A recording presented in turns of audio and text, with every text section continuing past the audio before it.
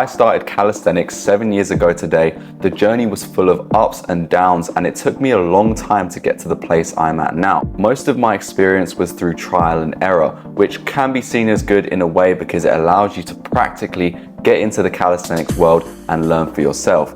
However, there are definitely things that I should not have done along my journey, and that is why I'm making this video to give you guys 7 tips for 7 years of my calisthenics training, which only seems right. So let's get straight into it. So the first important tip that I need to be giving you guys and you need to be doing is working on your mobility. So that means warming up before your workouts and also warming down or stretching after your workouts. So this kind of falls under another point, which is being smart with your approach to calisthenics and your training. Calisthenics is bodyweight training, which at first glance doesn't seem too demanding.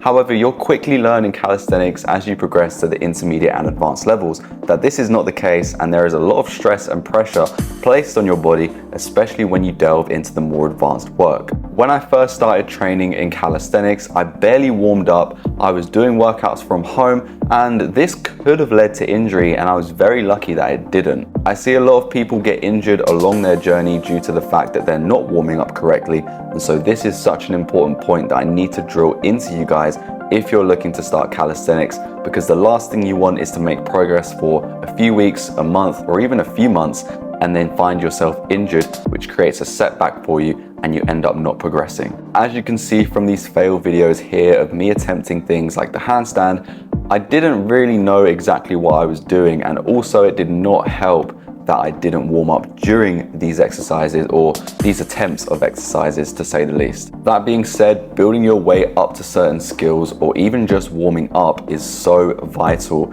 in calisthenics in order to progress at a consistent level. Doing these exercises that I've put on the screen right now are some of the best exercises that you can incorporate into your warm-up routine in order for you to avoid any injuries or setbacks. And I highly recommend that you find or you create your own mobility routine that you can do every single week in order to make sure that you're keeping up with your mobility work and also improving your flexibility in the process, which is going to be so valuable in the future when you get to more advanced skills that require a good level of flexibility. The reason this is such an important point, guys, is because I didn't focus on mobility at all when I first started calisthenics, and for the first year or two of training I really suffered, and it actually set me back a few steps. As I said before, I'm lucky that I didn't get a serious injury. Maybe one week I would get injured for a few days, but that would soon wear off, probably due to the fact that I was still young, still growing, and I was kind of like a bouncy ball, I guess. But if I had to go back in time, I would definitely have started working on mobility straight away. So that is the first point. The next point that you need to factor in, and number 2, is to make sure you actually believe in yourself, guys. And this is kind of a motivational thing, but also a visualization thing. So you need to visualize yourself achieving these skills, achieving these feats of strength, or building muscle. Whatever it is that you want to achieve, you have to be visualizing that every day. And I don't just mean, writing it down and stuff like that, but also as you attempt skills, you need to visualize and think about what you're doing, not only to improve full body control, but to also improve that mind to muscle and mind to body connection. If you guys are not thinking about what you're doing with your body when you're attempting a skill, it's going to be a lot harder for you to actually achieve that skill. And you're essentially going to be winging it. And that is really not what you want in calisthenics. You want to be focusing on your body, controlling the movement, making sure that you actually have the strength foundations there in order to perform it with the correct form. And that is another point that I want to get into in a little bit. But going back to the belief aspect of things, I never thought that I'd be able to do the skills, the movements, build the muscle, and build the flexibility and mobility that I have now. I really struggled with that visualization factor, and I didn't really know where I was going on my journey, and I had to figure that out for myself over time and build up the confidence by achieving skills and layering that on top of each other to build even more confidence internally. Even if you guys are at a super beginner stage and you can't even do, let's say, 1 push-up, then you guys can still build that up and build up the confidence over time by practicing doing knee push-ups, negative push-ups, and if you guys are finding push-ups too easy, then you can also try out different variations in order to build up strength in different areas and improve your strength and confidence in the process. The key in calisthenics is to believe in yourself, believe in your body, believe in your capabilities. If I can do it, and I started off from a skinny guy in my room starting calisthenics, failing handstands, failing everything you can think of, then you can definitely do it too. The next point that I want to go into is being logical and also being realistic with your goals. And that falls under different categories depending on your targets and your own personal desires. So for example, if you guys have a workout routine where you're trying to build muscle and you're trying to build strength, but you also are trying to learn 3 to 4 skills all at the same time, that is not going to be practical for you, and that is not going to be a logical thing to do. You want to be focusing on maximum 1 to 2 things, and if you're a true beginner and you've never done calisthenics before or even worked out before, then you definitely just want to be focusing on one thing. Don't overcomplicate it, don't oversaturate your training plan, your routine. Make sure that you stick to a routine that's going to be sustainable over time, or you're going to burn out and you're not going to progress in all areas. It's better to focus on one thing than having your hands in too many different baskets and losing all the baskets. Hopefully that makes sense. Don't be trying to do too many things at once. Stick to 1 or maybe even 2 things at a time. Build up them to a great level, and then you can add that to your list of abilities and carry on trying to achieve more abilities. Moreover, on this topic of being realistic and being smart and logical with your training, you also need to be focusing on skills that are gateway skills in order to achieve more skills in calisthenics. So what do I mean by this?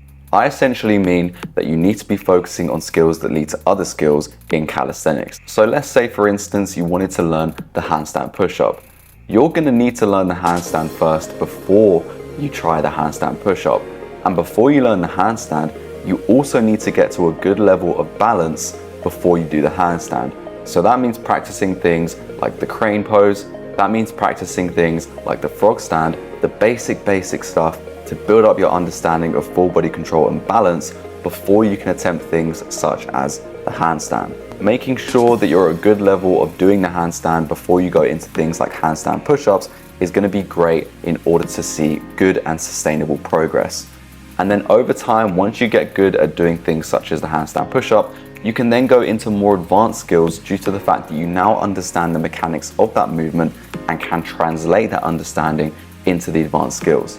And the last thing I want to mention in this section is to definitely not train with your ego. So the same thing applies with weightlifting, where you're ego lifting.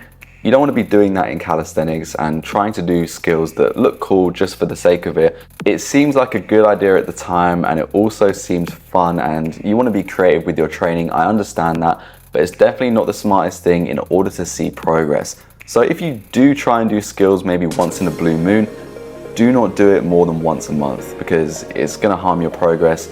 Listen to your body and know when to stop. So in conclusion on this section, focus on things one at a time, especially if you're a beginner and you've never worked out or never tried calisthenics before. Build up the basic foundations of strength, such as learning push-ups, such as learning pull-ups, such as learning squats, and also building up a good amount of core strength and practicing things, basic movements with your abs, such as sit-ups. Then once you get to an intermediate to advanced level, you can start experimenting with skills, but also pick a skill that's going to get you towards your outcome and your destination, your own personal journey of accomplishment that you want for yourself. If you want to learn the handstand push-up, then why are you training for the planche and why are you training for the front lever at the same time? Pick one thing, put all your effort into that. Once you achieve it, then you can move on to another skill and you can already have one in the bag.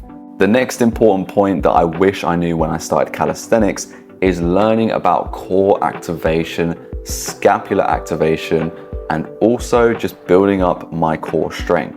So these are 2 very important components: core activation and scapular activation. When you do certain skills, you either keep your scapula neutral, you keep it protracted, or you keep it retracted. You also sometimes change from scapular protraction, retraction, and neutral spine positioning throughout some movements. For example, with the pull-up, you start off in a neutral spine position. As you go up into the pull-up and try to reach your chest to the bar, you go into a scapular retraction. Then as you go back down again and descend, you go back into a neutral spine position. With the planche, you're keeping your scapula protracted at all times, which means drawing your shoulder blades forward and keeping a solid positioning in that protraction. If you understand scapular activation, if you understand core activation, you guys are going to go a long way in calisthenics. The simple way that you can build up core strength is by progressing in core strengthening exercises. One of the first skills that I'd recommend you guys learning to increase your core strength would be the L-sit. Another great skill that you can learn would be the dragon flag. All these skills are going to combine together to create a solid core foundation for you, and also a great way to build on that core strength where you can unlock more skills like the human flag and also the planche in the future. There's a reason why people that can't do pull-ups focus on scapular pull-ups first, because that is an integral part of the movement and an integral part of strengthening your scapula in order to be able to pull it up into the pull-up. So just think about that as you're progressing in calisthenics, and definitely be working on ways to increase your scapular strength, your scapular activation and understanding, and also your core strength activation and understanding. You have to be tensing your core in certain movements, activating your core in certain movements, and also protracting, retracting, or keeping a neutral spine position in other movements that you do in calisthenics. I cannot stress enough how important that is as soon as you get into the more intermediate and advanced levels, so definitely keep that in mind, guys, when you start calisthenics. Build on it early and you will not be disappointed with your progress in the future. The next important point that I want to get to is increasing your balance and control. I've talked a little bit about this in the previous sections, but I also want to make a whole section on this because I believe that it is so important in order to see good progress in calisthenics. So I briefly touched on this earlier with going through the progressions in the handstand when you learn the frog stand, the crane pose, and then eventually go into the handstand. It's the same with every skill that you learn, whether you're learning vertical balance in the handstand or you're learning horizontal balance in the planche. There are so many skills and moves that you can go through in order to build up your understanding of vertical and horizontal balance. One of the best ones that I'd advise for you guys to increase your understanding of horizontal balance and achieve more skills in calisthenics in the future would be the 90-degree hold, or otherwise known as the bent arm planche. Don't get me wrong, this still takes a good amount of strength to do, but if you're building up to it and even doing the tucked bent arm planche to begin with and tucking your legs into your body, you guys are going to build up an insane amount of strength that is not only going to help you with horizontal balance understanding, but also help to increase your pushing strength over time. So understanding control and balance, not getting too ahead of yourselves and trying to go into other movements before you've mastered the form on an exercise is so important for you. And also that leads me on to my next point, which is perfecting your form. Perfecting your form is such an underrated thing in calisthenics. You need to be perfecting each exercise and movement that you're doing, whether it's the basics in pull-ups, whether it's the basics in push-ups, whether it's doing the more advanced skills such as the planche or the handstand push-up, or even the 90-degree hold that I've talked about too. You guys need to make sure everything is engaged as it should be, and you also need to make sure that your form is absolutely perfect or close to perfect every time that you do it. You don't want to be wasting doing sets or wasting doing seconds on exercises where the form isn't so good. Not only is your body going to get used to doing those exercises in a non-optimal way, but also you guys are going to be hindering your own progress and your own improvement in calisthenics. So definitely make sure you're improving your form when you can, even if that means going back to exercises where the form wasn't so great. You guys need to make sure that you're perfecting your form in every exercise, every movement that you do if you're serious about improving in calisthenics. Remember guys, that it is not a race. No one's gonna judge you for doing a skill wrong. Everyone has their own journey, everyone learns at a different pace, and so don't be scared or don't be worried if you can't do a skill as quick as someone else. Everyone has different abilities and everyone has a different experience in calisthenics or even just working out. So appreciate the journey and enjoy it, and you guys are going to see more success than ever instead of chasing the end goal. You guys need to be working on the journey, perfecting your form in order to see progress. And that brings me very nicely onto my last and final point, which is kind of a summary of everything, but also its own point in itself. and that is consistently progressing. So it's easier said than done to see consistent progress, especially when you may be hitting plateaus and you feel like you can't really build up enough strength anymore and you've kind of hit like a barrier where you can't really break it. That happened to me so many times throughout my 7 years of calisthenics training, and believe me, it didn't last very long. You just need to figure out a way in order to improve your strength or improve the skill that you're trying to learn in order to perfect it or improve your strength or muscle. There are many ways that you can break through plateaus in calisthenics. One of the ones that I'd recommend you guys to start doing is to make sure the skill you did before the one you started to learn is at a great level. So by that I mean, if you guys are trying to learn the archer push-up, for instance, you guys need to make sure that your normal push-ups are at a very, very, very good level before you start to do the archer push-ups. So making sure your basics, your foundations are at an insanely good level before you start to do other skills, or even the intermediate skills. If you guys are doing intermediate skills and you're trying to learn more advanced skills, making sure those intermediate skills are at a very, very, very good level before you start to learn the advanced ones is going to help you so much in calisthenics. As I said before, everyone is different. Everyone has different goals, targets, ambitions, and also everyone has different strengths. So work towards your strength in every single level.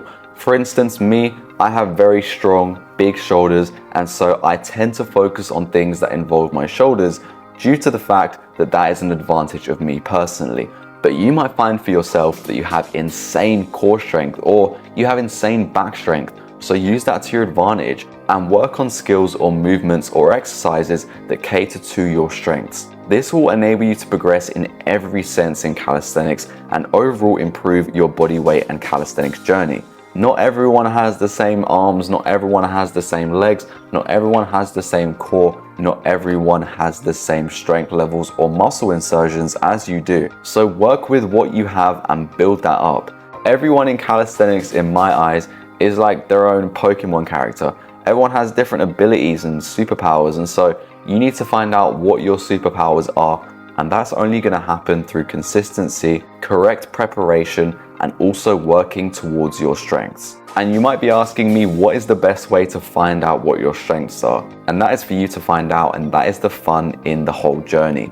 And that is also why you need to get started right now. If you guys are looking to get started right away, you don't have a plan and you have no idea what steps you need to take, I have two options for you. The first thing you can do is go to my description where I have a training plan that you guys can follow called Calisthenics Dream Pack, and you guys can get info on beginners, intermediate and advanced workouts and the correct procedures that you need to follow in order to achieve certain strength feats in calisthenics. But if you guys want a more in-depth informational source and you guys are looking to increase your calisthenics movement straight away, start doing workouts straight away that you can follow along to and gain newfound information that you've never heard before in your life, then I highly recommend you check out my new app, C-Ray Fit. So if that interests you and you're looking to level up your calisthenics journey straight away, then go check that out. Link in the description, and there's also a free 7-day trial option for you guys. Anyway, I hope this video helped you guys, and I hope that you now learned something